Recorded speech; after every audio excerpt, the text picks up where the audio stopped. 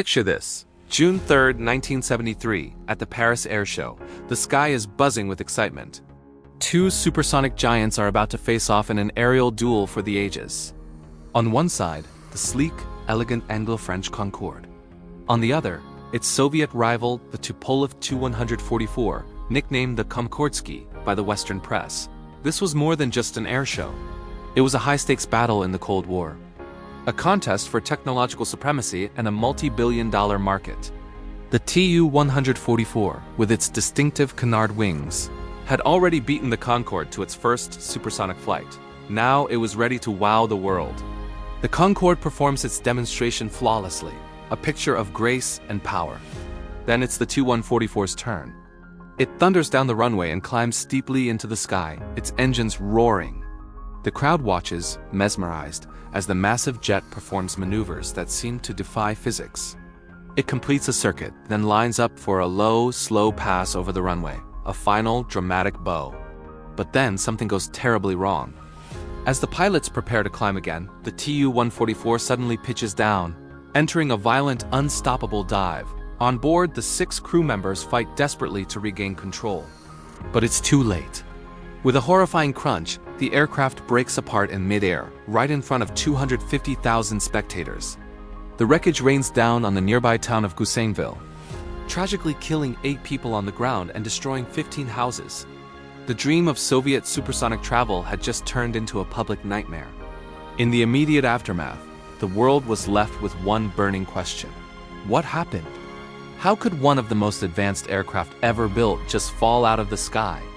The Soviets were quick to retrieve the black boxes, and the official investigation began. But the answers were far from simple, and the truth became buried in a fog of Cold War secrecy and conflicting theories. One of the most popular theories pointed the finger at industrial espionage. It was rumored that a French Mirage 3 fighter jet was flying nearby, trying to get a closer look and photograph the Tu-144's unique canard wings. The theory goes that the Mirage pilot got too close, forcing the Tu-144 crew to make a sudden evasive maneuver that overstressed the airframe and led to the catastrophic failure. The French government and the Mirage pilot have always denied this, but the rumor persists to this day. Was a secret spy mission the real cause of the disaster? Another theory focuses on human error, but not in the way you might think. Just before the flight, a TV camera was supposedly brought into the cockpit for a French television crew. According to this version of events, the camera was not properly secured.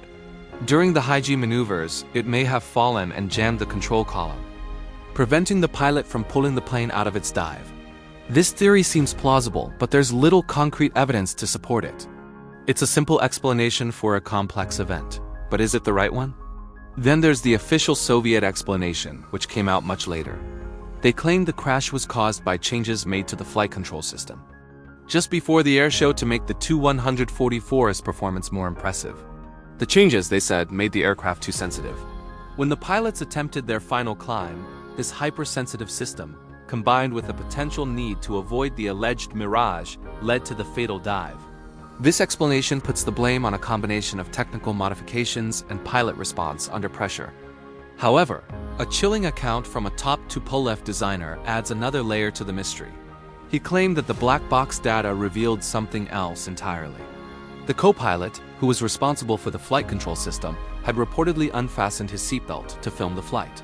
When the captain initiated the sharp maneuver, the co-pilot was thrown forward, knocking the control yoke and sending the plane into its deadly dive. In this scenario, a simple, human moment of distraction had unimaginable consequences. So what really happened that day in Paris? Was it a French spy plane, a loose camera, a flawed design modification, or a tragic accident in the cockpit? We may never know the definitive answer. The crash was a devastating blow to the Soviet supersonic program. The Tu-144 did eventually enter passenger service, but it was short-lived and plagued by problems. It flew only 55 scheduled passenger flights before being permanently grounded. The dream of the Concorde died in the skies over Paris, leaving behind a legacy of mystery and a stark reminder of the high price of ambition. The story of the Tu-144 is a fascinating but tragic chapter in aviation history, a tale of Cold War rivalry, incredible innovation, and a mystery that endures. What do you think is the most likely cause of the crash? Let me know in the comments below. Thanks for watching, and don't forget to like and subscribe for more stories from the history of flight.